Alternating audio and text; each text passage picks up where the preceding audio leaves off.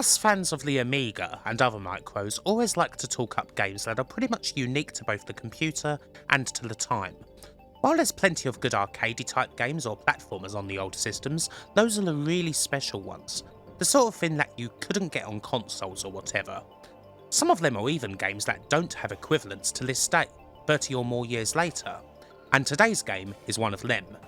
Moonstone, A Hard Day's Night, is an absolute cult classic on the Amiga, a hybrid game that pretty much stands on its own, mixing tabletop aesthetics, turn-based strategy, arcade beat-em-up action, a huge bucket of blood, and plenty more besides. It wasn't too successful either critically or commercially when it came out, but over the years it's become one of the Amiga's best loved titles, not to mention one of the most sought after and expensive ones, with boxed copies of the game easily going for a couple of £100 or so. How did this game come about then? And just what makes Moonstone so special? It's time to find out. Released by Mindscape in 1991, Moonstone is largely the creation of two guys named Rob Anderson and Todd Prescott. Rob was already with Mindscape and had previously worked on titles, things like Dirty Harry and Technocop for example, whereas Todd was Rob's friend and RPG buddy.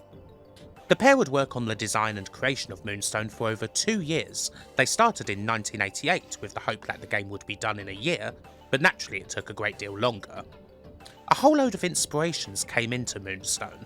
A lot of the aesthetic, as well as the concept of 4 knights moving around a highly detailed map, came from tabletop games. Games Workshop's 1983 game Talisman is cited as a big influence on Moonstone, while Milton Bradley's The Dark Tower was a big influence on the gameplay. In both games, players have to collect keys in order to reach the final location, whether it's the Titular Tower in the board game, or the Valley of the Gods in Moonstone. As far as computer games go, the duo took a fair bit of inspiration from Barbarian, or Death Sword as they knew it because they were Canadian, and Battle Chess when it came to both the idea of having arcade-style fighting sections and, well, a fair bit of the old ultra-violence, as we'll soon see. Mindscape themselves had a history of publishing a fair few mature games for the time, and they welcomed the project. So what's the whole plot behind Moonstone? Well, it's a fantastical time where the season of the Moonstones is upon us, and a great warrior who proves himself will be chosen by the gods to receive a truly incredible gift. They must travel the land, entering lairs, defeating enemies, not to mention each other, in order to acquire the 4 keys that will unlock the Valley of the Gods, where the Moonstone is kept under heavy guard by a guardian. Then, once they have the Moonstone, they must go to the Druids at Stonehenge when the cycle of the moon is right, at which point they will receive their reward. That's the main crux of it. There's a bunch of other special locations on the map that can help, or indeed hurt, the knights, along with other potential obstacles outside of the regular lairs, such as black knights, or a dragon that roams the land. In the beginning you pick one of 4 knights. There's no difference between them aside from their colour and the area of the map they start in. From there, how you progress is essentially up to you, but in the main you're going to have to go into lairs and take on enemies. We'll get deeper into the combat in a while, but a victory in battle rewards you an experience point, as well as allowing you to take whatever loot is in the lair. While one of the keys could be in any of the lairs, you'll also find gold, healing points, magical items or various other upgrades. Once you get enough experience, you can level up your knight's strength, constitution or endurance. Strength deals with power, and constitution increases hit points, while increasing endurance allows you to cover more ground on the map every turn. If you lose, well, tough luck. However, death is not the end. You have a number of lives, and these can be replenished, either at your home village or through presenting magical items at Stonehenge. This is what every knight will be doing for most of the game's turns, which are presented as days, and the moon cycles with each day. Simple. Of course, there's a bit more to do than just go into lairs. There's a couple of towns to visit on the map where you can buy supplies, heal wounds, gamble your money away, or encounter people like Mithril the Mystic, who for a donation will grant you something that will either help you or, well, hinder you. There's the dragon that roams the map. If he comes your way, well, you best hope that you're leveled up, because it's a tough battle, and newer adventurers will undoubtedly be eviscerated by him. And of course you can come into contact with the other knights and battle them. This isn't just important for bragging rights, it potentially brings your rivals a step closer to death, and you get to nick their supplies, which may well include a key. The dragon may well end up with a key too, so you'll probably have to face him down at some point.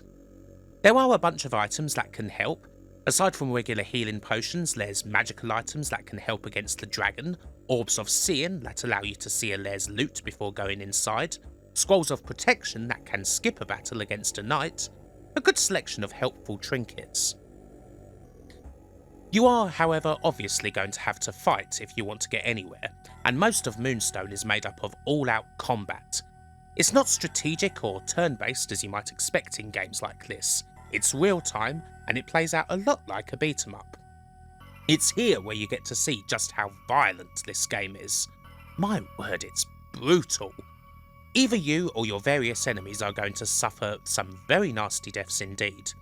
While some enemies like Ratmen aren't too hard to deal with, and others like the Trogs just require a bit of timing, there are other harder enemies that can kill you in one blow.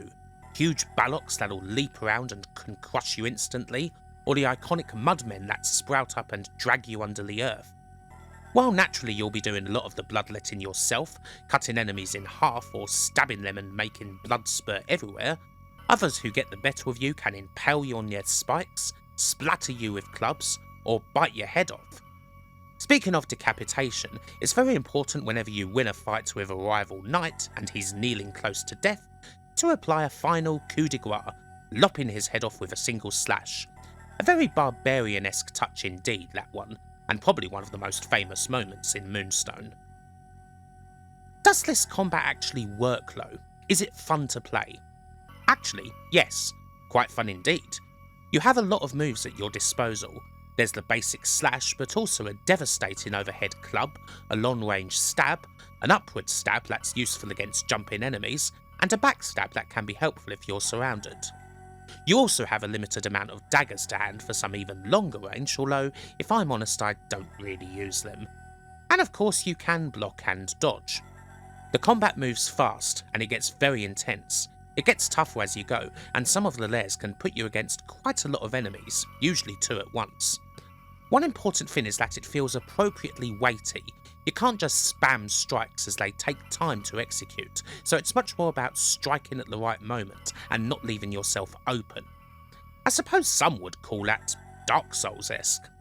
What with all the gore and that, the arenas quickly fill up with blood and dead bodies, which is another cool aesthetic touch. There's a fair bit of inspiration from films like Conan and Red Sonja going on here, with the coders even going so far as to crib some sounds from said movies. Weirdly, it kind of feels like the game's Sword of Sodan in its presentation, blood and style, but this is quite clearly 1,000 or so times better.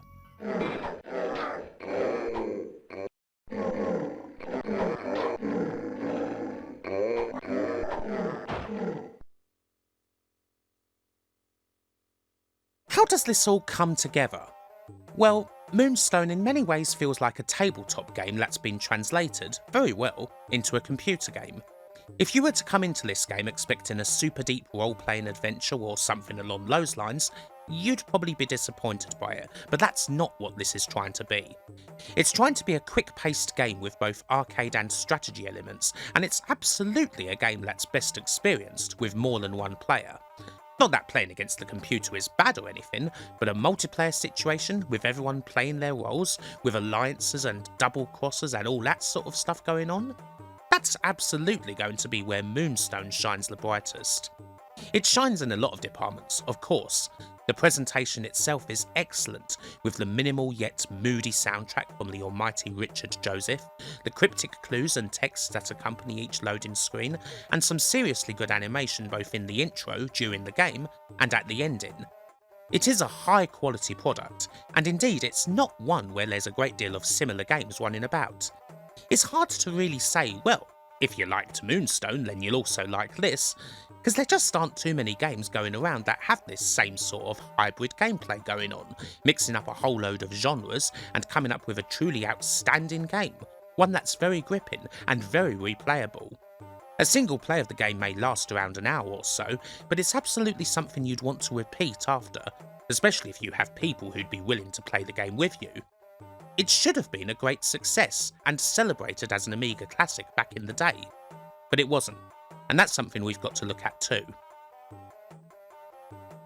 There isn't a great deal to say about the process of Moonstone's development, as long as it was, at least not in the dramatics department. Things generally went smoothly between the Canadian duo of Rob Anderson and Todd Prescott and the UK win of Mindscape that was handling the game, even if there was an ocean between them. There's articles about the game and places on the internet where you can see a whole bunch of the artwork that went into creating the game, hundreds of deluxe paint pictures, so many frames of animation, a great sense of choreography to the fighting. In retrospect, both Rob and Todd have said that they were happy with the end product. While there are a couple of things they would have liked to tweak, such as the four knights being more diverse in appearance, changing as they acquired new armour, or even potentially having different fighting styles, Moonstone: A Hard Day's Night is for them a success, conveying everything they wanted from the gameplay and aesthetic, down to a certain sense of humour that's present in things like the game's Beatles-aping title. With the project being so well realised, how come it didn't get too much attention at the time? Well, a big part of that was because Moonstone only ever came out in Europe, and even then, not everywhere. As you might expect, a fair bit of that was down to the game's gore. Mindscape did have plans to release the game in the States, but Toys R Us took one look at it and said that they had no desire to put the game on their shelves.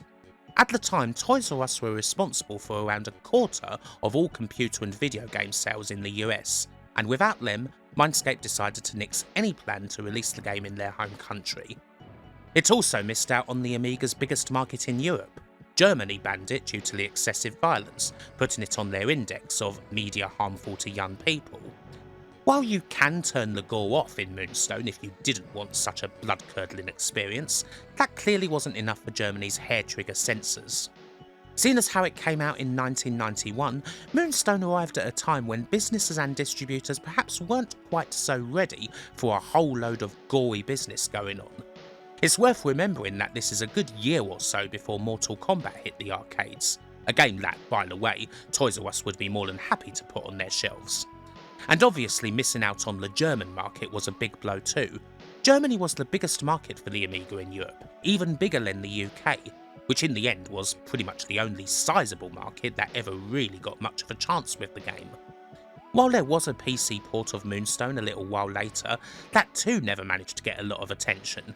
Although the PC port is largely seen as inferior to the Amiga, perhaps that might have changed if the game had found distribution in the States, where the PC was obviously a bigger deal than the Amiga in 1991. So you end up with a game that only really had a fair shot in the UK and other Amiga-leaning Euro countries besides Germany, and when you factor in copies taking a chunk of the sales, yeah, the game wasn't a hit, unfortunately. Another sad thing about Moonstone is that you can't even really call it one of those critical darlings that just didn't get commercial love either, because actually it really didn't. A lot of reviews were quite lukewarm on the game. The only magazine to give it a particularly high score was Amiga Action, who bestowed 90% on it. Others? Well, the One and CU Amiga both gave its scores in the low 80s, while Amiga Format were particularly harsh, only scoring the game 59, and Amiga Power doled out a mere 73. Not the best critical noticers, really. Some were a bit iffy about repetitive combat, or they didn't consider the adventure deep enough, or they thought that there just wasn't enough gameplay meat to go with the presentation. There's the odd and usually fairly negative comparison to Cinemaware style titles, which makes me wonder if that sort of game had fallen out of favour a little back in late 91. For whatever reason, a lot of people just didn't seem to really get Moonstone at the time, although the more positive reviews are full of praise for Mindscape's attempt at making an RPG-style game that was more accessible, and without a lot of the complex and tricky mechanics that would define, let's say, an entry in the Ultima series. Time, however, has generally been very kind to Moonstone. The original game may not have made a splash, and initial chatter about a sequel between Rob and Mindscape quickly fizzled out before any work was ever done on one, but clearly it stuck with a lot of the people who did play it. Nowadays, Moonstone is revered by Amiga fans as a glorious original. It's up there with other great games that were way more popular. I suppose that once we all got onto the old World Wide Web and started convening in places like Lemon Amiga or the English Amiga board or what have you, those who loved Moonstone made their voices heard. Not to mention the efforts of fan sites like the Moonstone Tavern, full of information about the game and interviews with a duo who are happy to see how much love the game gets these days. So much love that there have at times been words of a sequel, either a direct one or a spiritual one. Nothing concrete's happened there yet, but who knows? There would certainly be an awful lot of people keen to support something like that if it ended up on Kickstarter or whatever. But even if that never happens, Moonstone will still have a place amongst the Amiga's most original and most exceptional titles, even if it may have been a little late to claim it. Bye for now.